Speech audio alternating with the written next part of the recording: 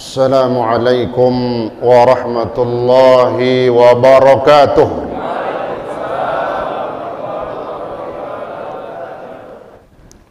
بسم الله الرحمن الرحيم. الحمد لله رب العالمين وبه نستعين على أمور الدنيا والدين، والصلاة والسلام على أشرف الأنبياء والمرسلين سيدنا محمد وعلى آله وصحبه أجمعين. أما بعد، سبحانك لا علم لنا إلا ما علمتنا إنك أنت العليم الحكيم. رب اشرح لي صدري ويسر لي أمري واحلل عقدة من لساني يفقه قولي وقل ربي زدني علما. آمين.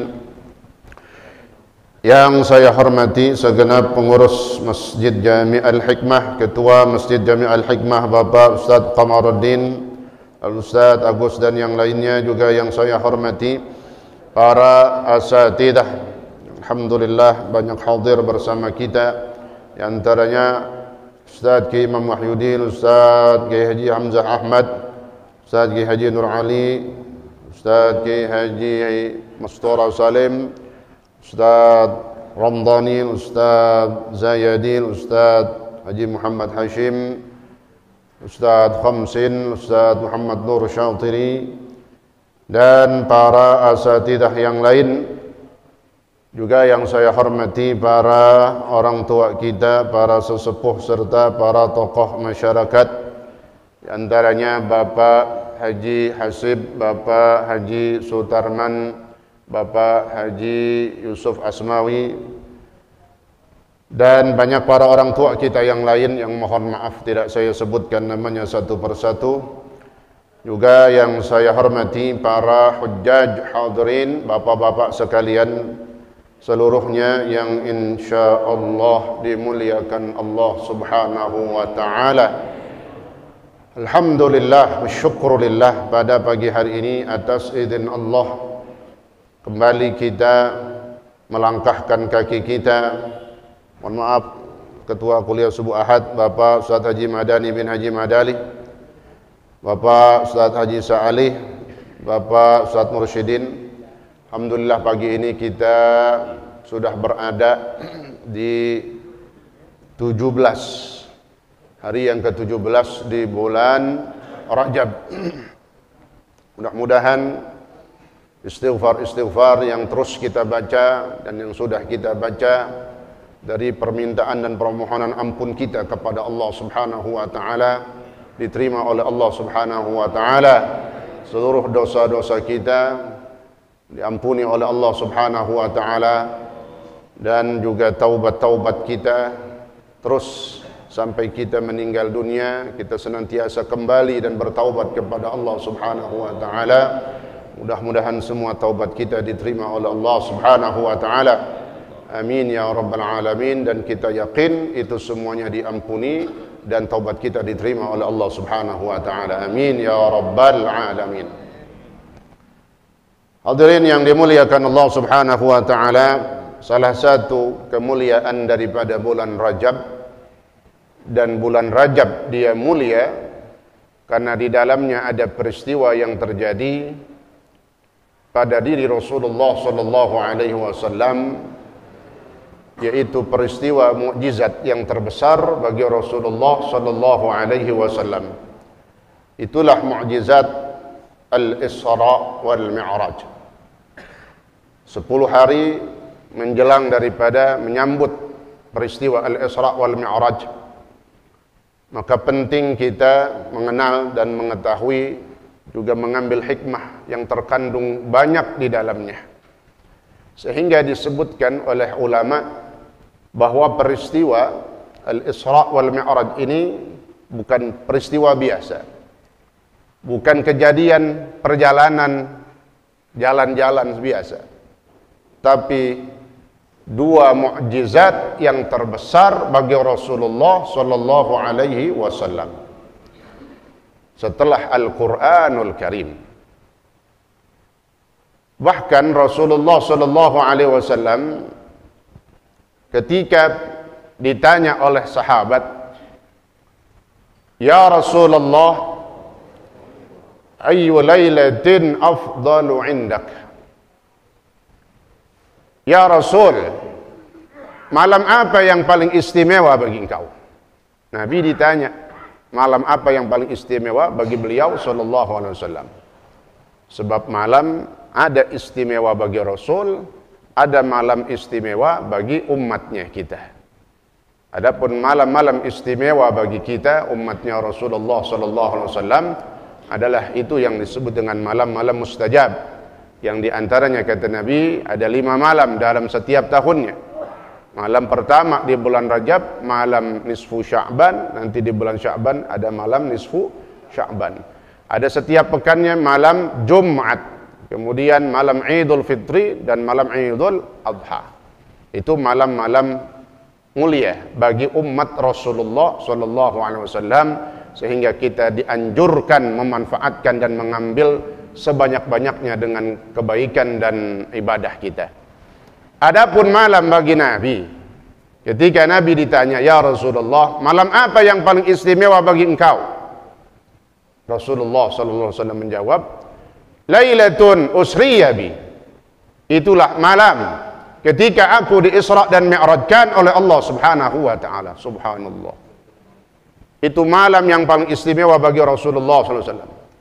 Bagaimana tidak malam itu istimewa bagi Nabi? Karena pada malam itulah dalam puncaknya, dalam peristiwa Al-Isra wal Mi'raj, Rasulullah sallallahu alaihi wasallam ketika sampai ke langit yang ke-7 kemudian melewati Sidratul Muntaha, melewati lagi Mustawa sampai kepada arasy-Nya Allah Subhanahu wa taala, Rasulullah langsung melihat zatnya Allah Subhanahu wa ta'ala, melihat langsung dengan nyata. Itu yang kata beliau sallallahu alaihi wasallam menyatakan dalam hadisnya, laqad ra'aitu rabbi bi'ainai ra'si, kata beliau, sungguh aku telah melihat Tuhanku, yaitu Allah Subhanahu wa ta'ala di arsy, bi'ainai ra'si, dengan mata kepalaku sendiri, lihat nyata. Maka kata ulama, satu-satunya manusia, satu-satunya nabi dan rasul yang diizinkan oleh Allah melihat langsung zatnya Allah hanya Rasulullah sallallahu alaihi wasallam ketika masih hidup. Ketika masih hidup hanya Rasulullah yang diizinkan oleh Allah untuk melihat langsung zatnya Allah dan enggak pingsan. Adapun Nabi Musa yang kita kenal kisahnya, minta melihat zatnya Allah, lalu kata Allah, datanglah kau ke bukit Sinai, nanti di belakang itu lihat ada aku, kata. Begitu sampai bukit, ya Allah di mana engkau? Aku di belakang bukit. Nggak sampai bisa melihat, pingsan, nggak bisa sampai melihat. Adapun Rasulullah sallallahu alaihi wasallam masih hidup dalam peristiwa Isra dan Mi'raj, diizinkan oleh Allah Subhanahu wa taala melihat langsung zatnya Allah Subhanahu wa taala. Kita juga insya Allah orang-orang yang beriman telah dijanjikan oleh Rasulullah SAW akan melihat zatnya Allah Subhanahu wa taala. Satu kenikmatan yang mengalahkan kenikmatan surga. Itu kata Nabi dalam hadis, innakum satarawna rabbakum kama tarawna al-qamara lailatal badr. Kalian nanti akan melihat Tuhan kalian, Allah Subhanahu wa taala. Di mana? Di surga. Ketika semua penduduk surga udah masuk ke surga, sampai akhiru man yadkhulul jannah, orang yang terakhir divonis masuk surga udah masuk surga. Bersih semua udah. Ada yang udah lama di dalam neraka, udah diangkat semua. Lalu penduduk surga sedang menikmati kenikmatan surga. Kenikmatan taman, indahnya tempat-tempat, ya permadani, keindahan-keindahan, kemudian bidadari, makanan-makanan, buah-buahan, semua kenikmatan yang nggak bisa kita gambarkan, begitu nikmatnya itu surga. Saat itulah Allah izinkan kita semua orang beriman melihat zatnya Allah Subhanahu wa taala di dalam surga. Maka kenikmatan-kenikmatan surga itu hilang semua. Ada kenapa? Ada kenikmatan yang tidak ada bandingannya. Itulah kenikmatan melihat Allah Subhanahu wa taala. Sehingga ketika Nabi menyampaikan hadis ini, ada seorang sahabat bertanya kepada Rasulullah SAW, "Ya Rasulullah, bagaimana nanti cara kami? Benarkah bahwa kami orang-orang beriman insya Allah ketika sudah masuk di dalam surga akan melihat Allah? Bagaimana caranya? Benarkah itu? Nyata apa hayalan doang?" Kata Nabi, "Innakum satarawna rabbakum kama tarawnal qamara lailatal badr." Kalian akan melihat Allah sebagaimana kalian melihat ketika malam bulan purnama. Kalian melihat bulan purnama tuh. Kita keluar, lihat ke langit malam pertengahan bulan. Kita lihat bulan bulat banget tuh. Malam bulan purnama. Sebagaimana kalian melihat bulan saat itu, nanti juga seperti itulah kalian akan melihat zatnya Allah subhanahu wa ta'ala. Mudah-mudahan kita meninggal semuanya dalam keadaan husnul khatimah, amin ya rabbal alamin. Hadirin yang dimuliakan Allah subhanahu wa ta'ala, maka saya bawa satu kitab yang di situ menceritakan secara lengkap dari perjalanan Rasulullah sallallahu alaihi wasallam dari peristiwa Al-Isra wal Mi'raj, ya. Mudah-mudahan dalam setiap beberapa Senin ini sampai ya mungkin kira-kira 3 kali Senin kita akan membaca, insya Allah selesai. Ya, kebanyakan kita mungkin mendengar karena sepintas-pintasnya doang. Ya, apalagi acara Isra dan Mi'raj. Isra Mi'raj undang ceramah gitu. Kadang yang diambil intinya doang, yaitu perintah sholat. Nah, memang perlu kajian, perlu pengajian untuk mempelajari dan mengerti dan mengambil hikmah daripada peristiwa ataupun kejadian atau Isra, mukjizat Isra dan Mi'raj ini. Kenapa kata ulama mukjizat Isra dan Mi'raj? Dua mukjizat besar, menyimpan di dalamnya, terkandung di dalamnya ratusan mukjizat. Dua mukjizat besar, tapi dalam setiap perjalanannya itu semua mukjizat, semua keajaiban maknanya. Ya, mukjizat itu amrun khariqun lil adah. Kita baca bismillahirrahmanirrahim. Qala Syekhul Muallif rahimahullahu taala bihi wa adama an-naf'a bihi wa bi'ulumihi wa bi asrarihi fid darain amin. Bismillahirrahmanirrahim. Bainama an-nabiy sallallahu alaihi wasallam fil hijri indal baiti muttaji'an baina rajulain id atahu Jibrilu wa Mikailu wa ma'ahuma malakun akhar. فاحتملوه حتى جاءوا به زمزم فاستلقوه على ظهره فتولاه منهم جبريل. وفي رواية فرج سقف بيتي فنزل جبريل فشق من ثغرة نحره إلى أسفل بطنه ثم قال جبريل لميكائيل ائتني بطست من ماء زمزم إلى آخره والله تعالى أعلم بالصواب. Diceritakan dari awal perjalanan, karena perjalanan Al-Isra wal Mi'raj sesuai dengan namanya. Al-Isra diperjalankannya pada waktu malam hari. Rasulullah sallallahu alaihi wasallam dari Masjidil Haram ke Masjidil Aqsa, Palestina. Kemudian dari Masjidil Aqsa naik sampai kepada arasy-Nya Allah subhanahu wa ta'ala, yang mana perjalanan dari Mekah Palestina aja itu, Masjidil Haram ke Masjidil Aqsa, Baitul Maqdis, saat itu, di zaman itu butuh waktu perginya aja dengan mengendarai onta sebulan. Perginya doang sebulan, kalau tambahin pulang 2 bulan, pulang pergi 2 bulan. Belum naik ke atas, belum di Mi'raj, yang perjalanannya itu panjang lagi sebenarnya kalau mengikuti adat atau kebiasaan.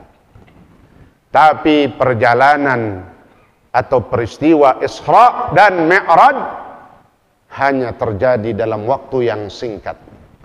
Itulah kata ulama mukjizatnya di situ. Sampai ada kalimat di dalam surah Al-Isra itu lailan. Padahal sebelumnya Allah sudah mengatakan subhanalladzi asra. Kalau diartiin, maha suci Allah yang telah menjalankan pada waktu malam hari hambanya.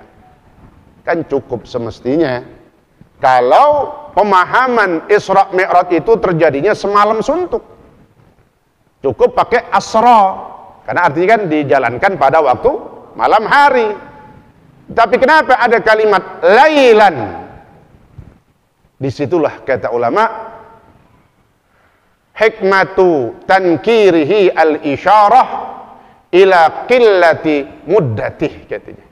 Lailan nakirah kalau dalam ilmu nahu, bukan al-laila, bukan fil laili, bukan bil laili.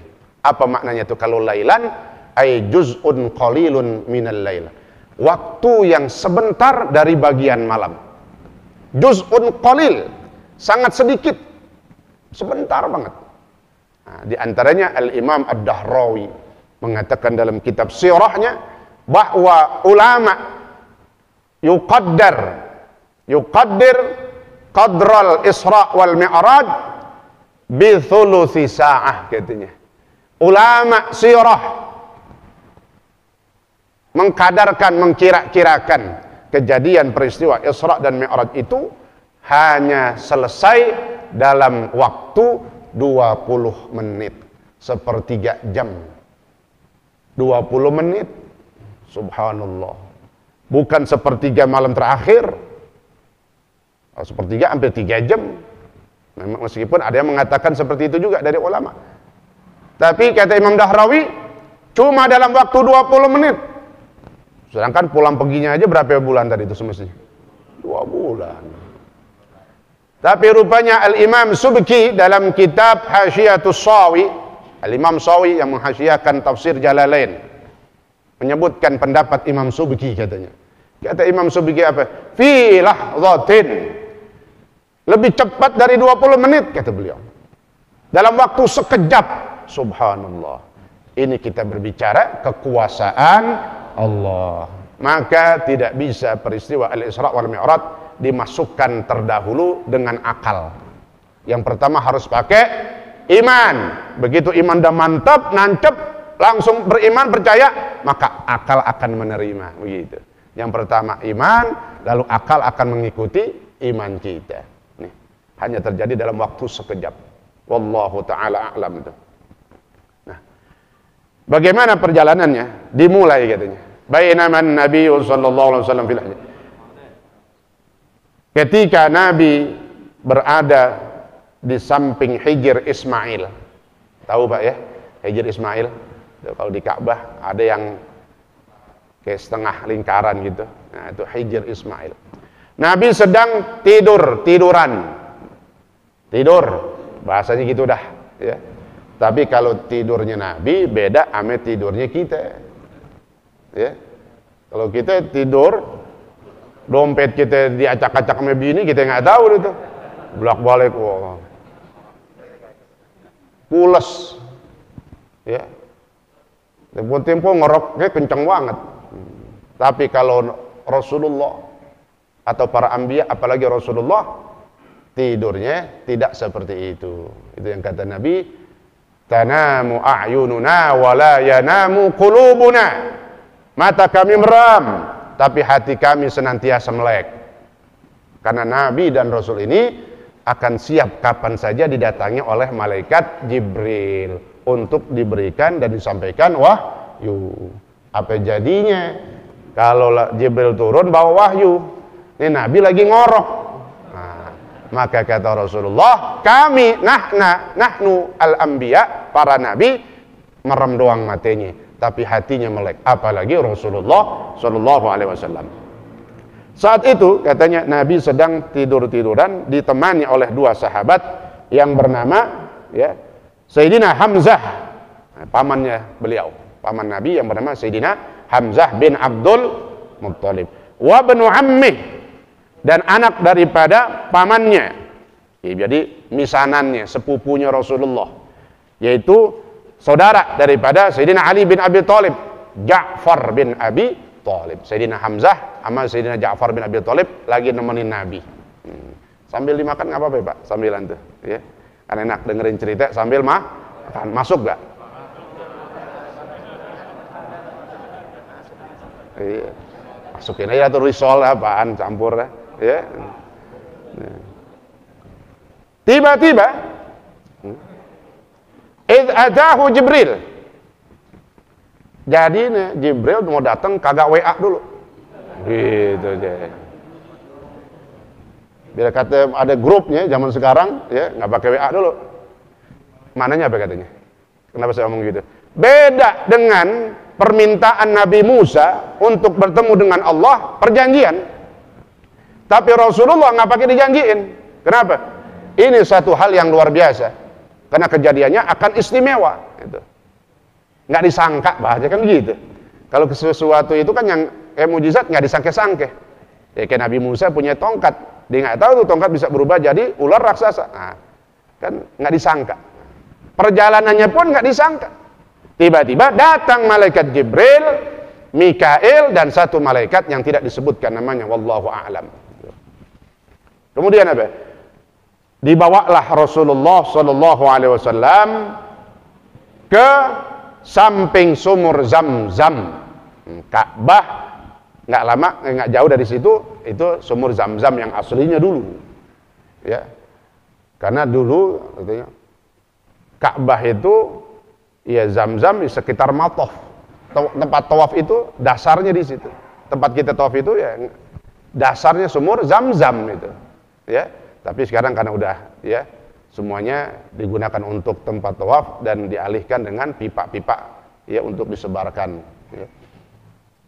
Wa ma'afah tamalu hatta ja'u. Dibawalah Rasulullah ke samping sumur Zam-Zam fastalqau. Maka para malaikat meminta supaya Nabi telentang gitu. Jadi ada adabnya juga. Kagak main telentang-telentangin aja gitu. Mau disunat gitu. Katanya mereka meminta para malaikat supaya Rasulullah terlentang dalam posisi terlentang. Kemudian apa? Fatawallahu min hujimha, maka terjadilah sesuatu, yaitu dibelah dadanya Rasulullah sallallahu alaihi wasallam. Itu riwayat pertama. Riwayat pertama, jadi Nabi sedang ada di Hijr Ismail lagi tidur. Riwayat kedua, wa fi riwayatin furrija saqfu baiti. Riwayat yang kedua, ada yang mengatakan bahwa Nabi sedang berada di rumah daripada saudaranya Sayyidina Ali, yaitu yang perempuan, rumahnya Ummu Hani. Ya. Maka digabung sama ulama, bisa jadi dua riwayatnya benar. Ya, yang pertama, Nabi mungkin tidur di Hijr Ismail, kemudian selesai dari situ Nabi pindah ke rumah Ummu Hani. Nah, dari situlah katanya furrija saqfu baiti, tiba-tiba datang dari atas, nggak pakai pintu lagi malaikat, dirobek langit-langit rumahku katanya, datang dengan mendadak. Itu tadi nggak pakai WA dulu, ya, nggak pakai janjian. Maka dari situ kata ulama, dengan datangnya malaikat Jibril tiba-tiba dari arah atas, itulah menunjukkan keistimewaan. Nggak disangka-sangka juga. Fanazala Jibril. Nah, turun Jibril, fasyaqqa min thaqrati nahrih ila asfali batnih. Maka dibelahlah dada Rasulullah sallallahu alaihi wasallam. Dan satu-satunya Nabi yang ada proses pembelahan dada untuk dibersihkan hatinya adalah hanya Rasulullah sallallahu alaihi wasallam. Itu kata Imam Suyuti, la ghairu, tidak ada nabi yang lain kecuali hanya Rasulullah sallallahu alaihi wasallam. Lihat, itu mukjizatnya lagi di situ. Keistimewaannya itu, keajaibannya. Dibelah dada Rasulullah. Ulama beda pendapat, bi alatin atau bi ghairi alah. Baik itu pakai alat ataupun tidak. Wallahu a'lam. Ya. Dibelah dadanya nyata, Pak. Dibelah dari jurusan nih setelah leher, ya, sampai nih sebelum pusar. Nyatanya di mana? Nah, kita baca salawat dulu dah ya, gitu. Biar saya konsentrasi itu. Ya, saat Ramadan ini tolong baca salawat dah. Ya, yang mau dikeluarin keluarin, yang kagak ada tangan aja masukin dah.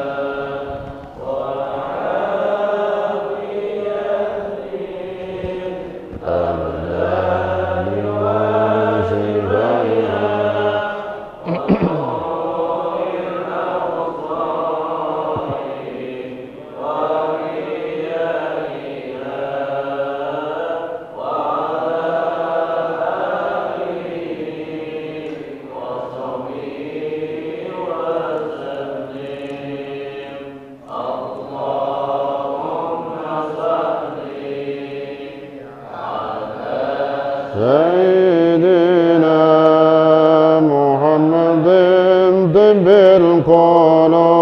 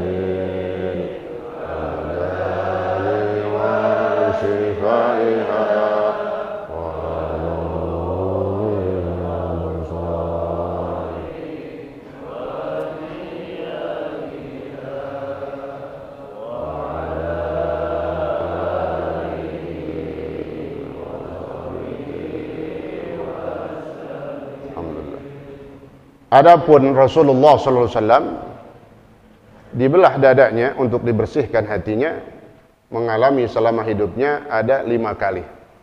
Ada mengatakan 4 kali. Yang pertama, wa huwa shaghirun 'inda murdi'atihi Halimah. Ketika beliau masih dalam umur bayi, masih bayi, masih dalam susuan Halimatus Sa'diyah. Dibelah dadahnya oleh para malaikat atas perintah Allah Subhanahu wa taala untuk dibersihkan hatinya. Kemudian yang kedua, inda bulughihi 10 sinin. Ketika berumur 10 tahun. 10 tahun ya biasanya bermain dengan teman-temannya, sepantarannya kalau kata dibilang, ya. Nah, supaya juga dibersihkan dari yang namanya bisikan-bisikan setan. Karena tujuan dari pembersihan hati itu, dibelah dadanya, dibersihkan hatinya untuk dibersihkan. Dibersihkan ulqatun sauda. 1 titik hitam, segumpal darah hitam yang ada dalam diri Rasulullah. Dibersihin, dari mulai kecil bersihin. Nah, 2 kali udah. Yang ketiga, ketika beliau berumur 15 tahun. Ya. Yang keempat, ketika beliau berumur 40 tahun akan diutus dan diperintahkan oleh Allah sebagai nabi dan rasul untuk menerima wahyu yang pertama di Gua Hira. Karena dalam pembelahan dada yang menjelang menerima wahyu ini, ketika berumur 40 tahun, Rasulullah akan melihat bentuk asli daripada malaikat Jibril. Bentuk asli. Karena selain itu puluhan ribu malaikat Jibril datang kepada Rasulullah, hanya 2 kali dalam bentuk asli. Yang pertama ketika turun wahyu yang pertama di Gua Hira. Maka diriwayatkan Nabi pulang dari Gua Hira meriang, bahasanya begitu. Panas dingin. Kaget melihat ciptaan Allah yang namanya malaikat Jibril, yang punya 600 sayap. Lihat aslinya itu, subhanallah. 1 sayapnya aja udah memenuhi cakrawala. Nah, yang kedua kapan? Nih, dalam peristiwa Isra Mi'raj, tepatnya ketika udah habis lewatin langit ke-7, Jibril masih dalam bentuk yang lain tuh. Begitu sampai Sidratul Muntaha, menampakkan bentuk aslinya. Oh, kata orang sekarang, penampakan. Penampakan malaikat Jibril. Yang kedua, mana buktinya? Dalam surah An-Najm. Inda walaqad ra'ahu nazlatan ukhra inda sidratil. Nah, itu ada. Dan sungguh Nabi Muhammad telah melihat dalam bentuk yang lain, dalam bentuk asli di kesempatan yang lain. Kapan? Ketika di Sidratul Muntaha. Subhanallah. Maka itu diantaranya dibersihkan hatinya. Dan dibersihkan hati itu bukan dibersihin aja, diisi dengan iman, Islam, yakin, dan hilm, dan semua sifat-sifat mulia. Nah, yang terakhir, beliau dibelah dadanya untuk dibersihkan hatinya pada waktu akan di-Isra dan Mi'rajkan oleh Allah Subhanahu wa taala. Dan itu nyata. Dari mana buktinya katanya? Sayyidina Anas bin Malik. Anas bin Malik radhiyallahu an, khadimnya Rasulullah. Orang yang hidup bersama Nabi sampai Rasulullah wafat. 10 tahun terakhir sampai Rasulullah wafat. Khadimnya Sayyidina Anas bin Malik. Beliau berkata katanya, sungguh aku pernah melihat tanda bekas jahitan di dada Rasulullah sallallahu alaihi wasallam. Jadi itu nyata. Ya. Kemudian kata ulama, kenapa kok pakai proses pembersihan katanya? Sebenarnya Allah bisa menciptakan manusia mulia ini Rasulullah sallallahu alaihi wasallam tanpa titik hitam itu. Itulah Allah menunjukkan bahwa yang aku ciptakan, yang kalian jadikan panutan Nabi dan Rasul, manusia juga seperti kalian. Bukan robot, bukan dia istimewa, sebagian organ tubuhnya beda, enggak. Ada organ tubuhnya sama, sampai titik hitamnya ada. Tapi dijaga oleh Allah dari kecil, udah dibersihin terus. Dibersihkan dengan air Zam-Zam, kemudian diisi dengan ilmu dan semua sifat-sifat mulia dan keyakinan. Itulah tujuannya. Karena pada akhirnya, kenapa pada puncaknya akan melihat zatnya Allah, maka dibersihkan dan diberikan kemantapan lagi Rasulullah sallallahu alaihi wasallam. Tapi kata Rasulullah, Allah menyelamatkanku. Aku diciptakan seperti kalian, ada titik hitam juga. Yang itu kata Jibril, hadza haddu syaitan. Ya Rasulullah, waktu Jibril bersihin itu, sadar Pak, bukannya diimpus, dibius, bukan. Melihat. Sampai waktu dikeluarin, ya Rasulullah, hadza haddu syaitan minka, katanya. Ini nih tempat bagian setan ngerem di sini. Alladzi yuwaswisu fi sudurin nas. Di sini nih tempat setan berbisik, memberikan bisikan-bisikan dalam hati manusia. Kau pun punya, tapi kau diselamatkan oleh Allah Subhanahu wa taala. Itu yang kata Allah, tapi Allah menyelamatkanku dengan Allah bersihkan hatiku dan Allah tundukkan makhluk jin semuanya taat dan patuh kepadaku. Itu Rasulullah sallallahu alaihi wasallam.